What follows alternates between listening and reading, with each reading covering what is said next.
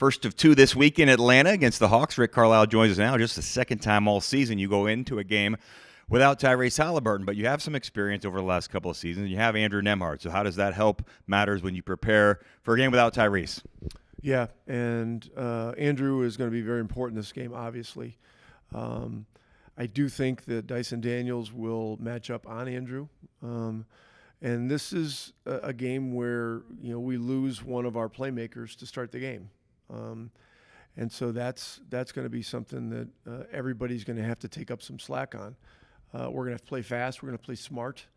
And we're going to have a high level of awareness for ball security because, these guys have the best guys stealing the ball in the game right now.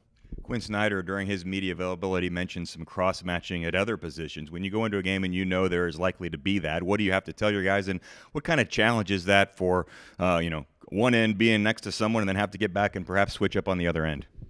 Well, things happen so fast now in today's game that transition defense is something where you can't just run back and look for your man. You got to find the closest man.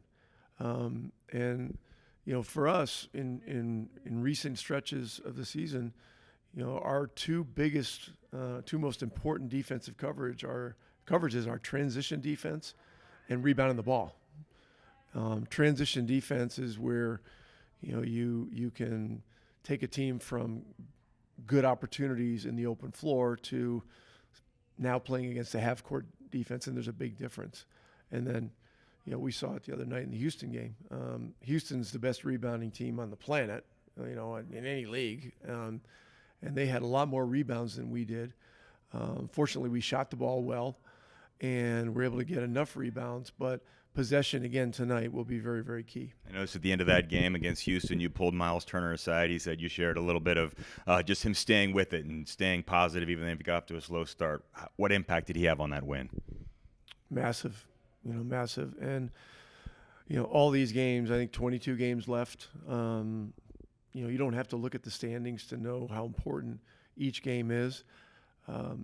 Having him behind us is something that is reassuring.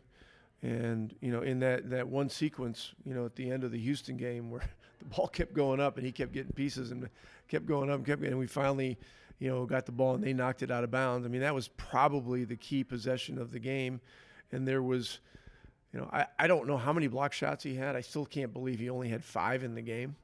But that sequence and his presence was extremely important. Appreciate the time. Thanks.